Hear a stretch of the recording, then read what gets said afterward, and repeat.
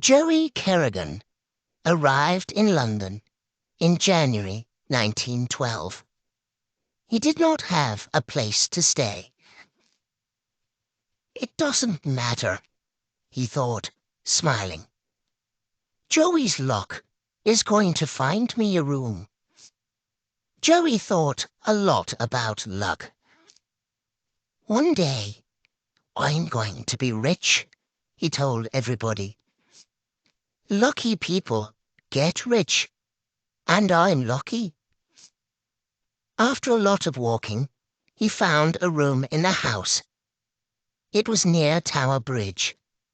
The room wasn't very big, but it was cheap. The landlord's name was Mr. Webber. He looked Joey up and down. "What's your name?" he said. "Where are you from?" Joe Smith," Joe said. "I'm from Ireland." "Well, you can have the room," Webber said, "but I want 2 weeks' money. Now." "I've only got 1 week's money," Joey said.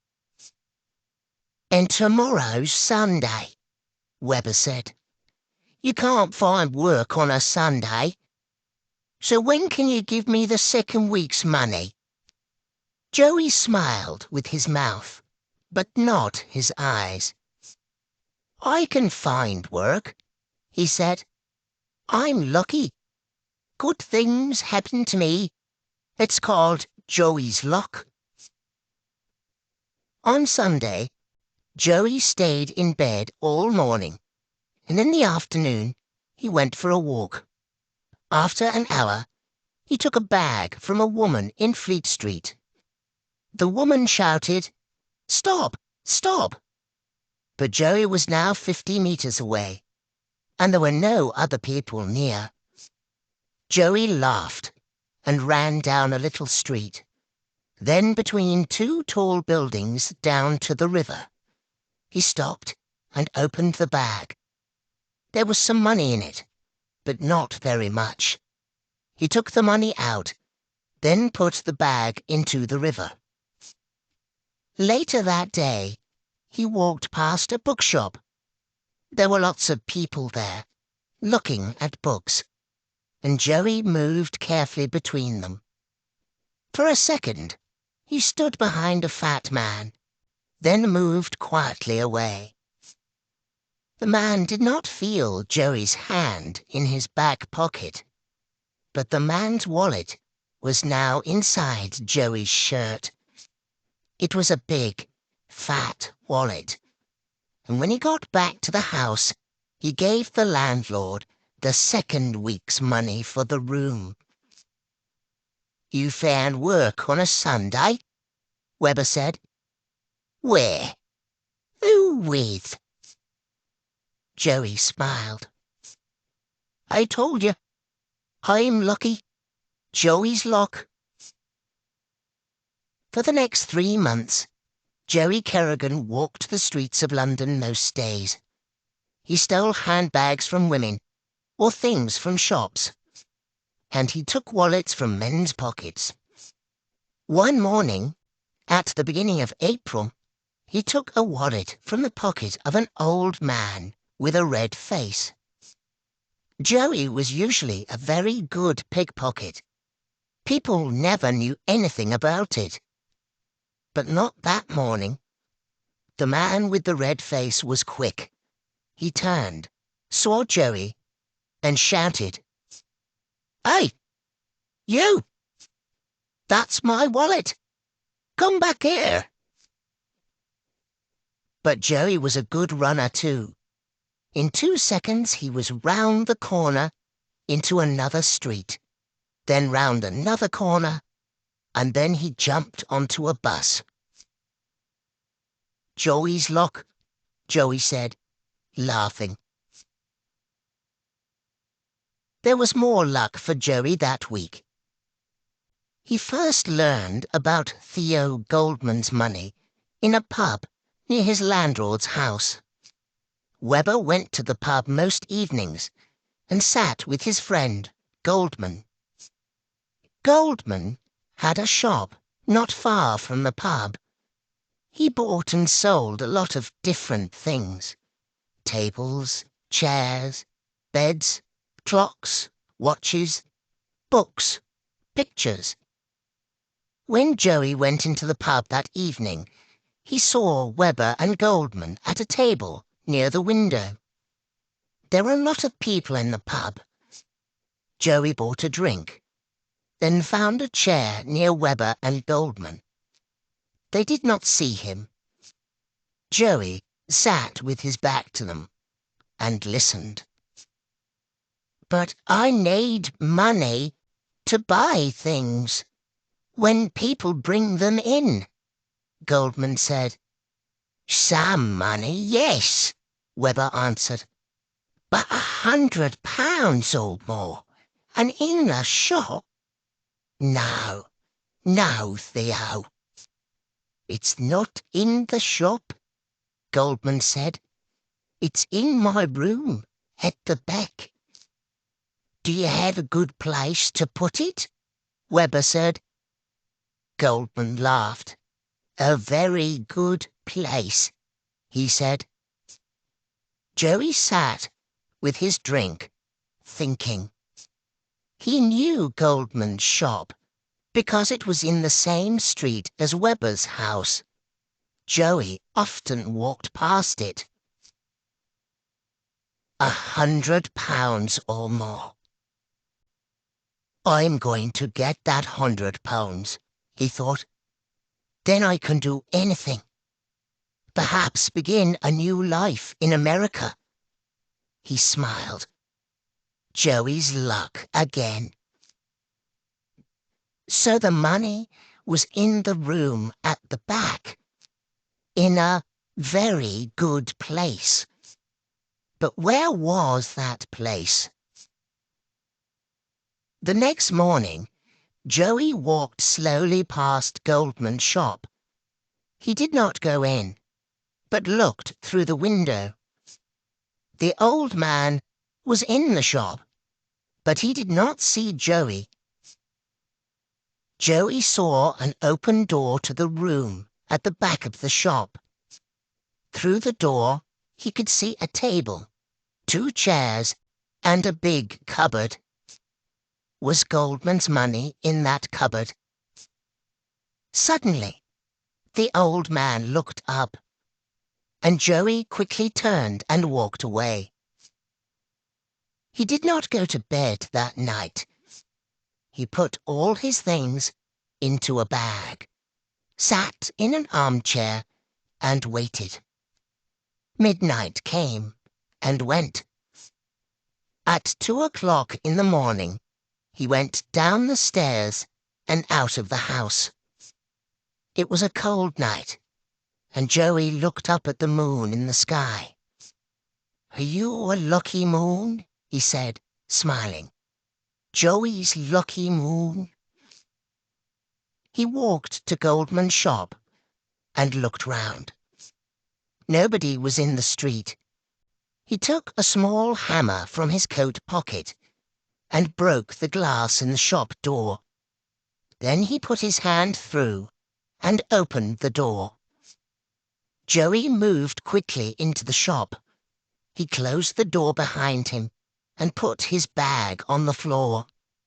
Then he walked quietly across the shop to the door into the back room, opened it, and went through. It was dark, but moonlight came through the window, and Joey could see the big cupboard. The little hammer soon opened the cupboard. There were a lot of books and papers inside. Some of the papers fell out onto the floor. "Who's there?" Joey did not move. Only his eyes moved, looking around the room. Then a door at the back of the room opened, and Theo Goldman came in with an oil lamp. He saw Joey. "What?" he began.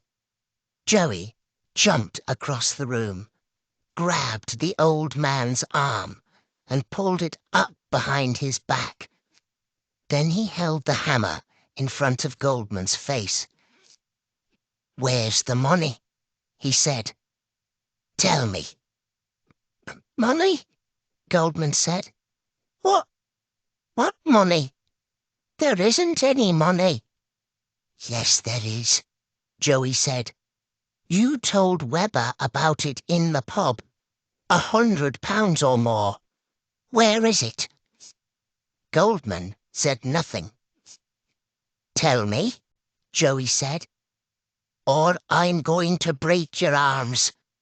First one arm, and then the other one. Where is it?" Goldman tried to pull his arm away. He made small, angry noises, but no words came out. Joey held the hammer in front of Goldman's eyes. "Tell me, or this hammer goes into your face." All right. It's under the floor," Goldman said. "Under the cupboard." Joey pushed the old man across to the cupboard. "Get it," he said. "Now."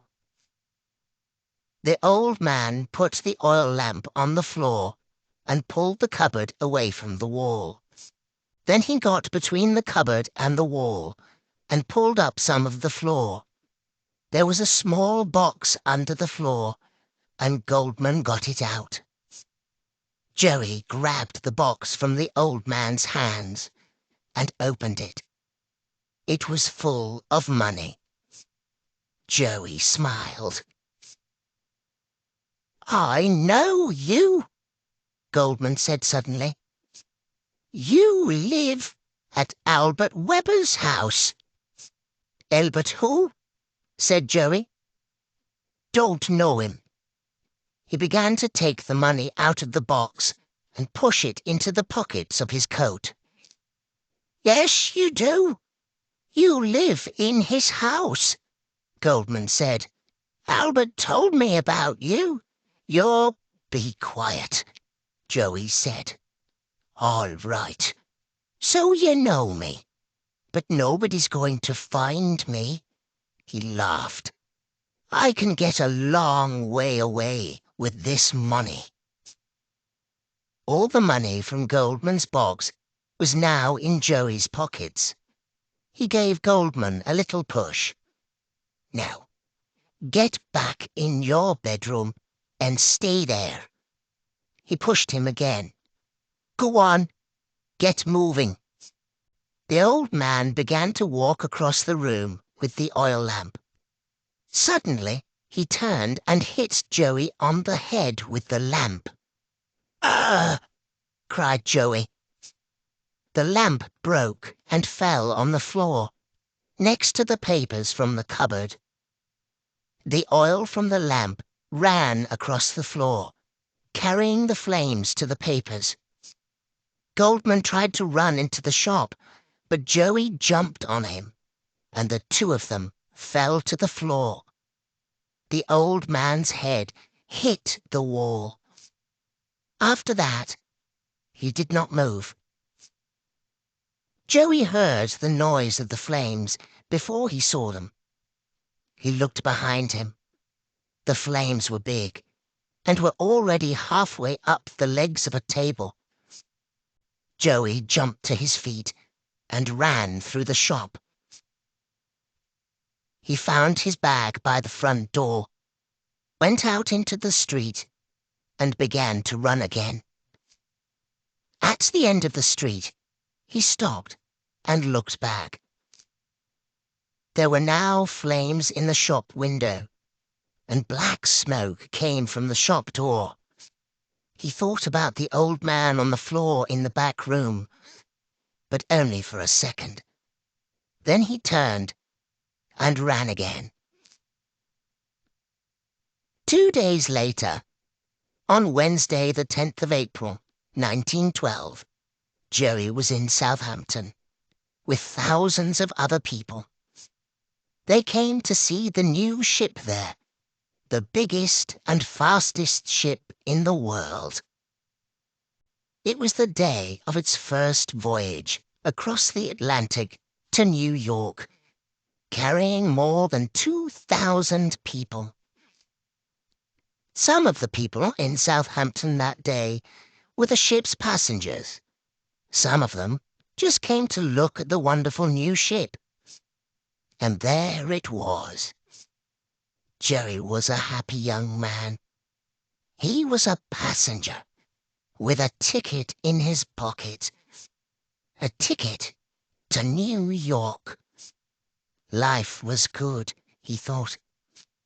Joey's luck got me the money for my ticket, he said, laughing. And Joey's luck is taking me to America. This is the end of my old life.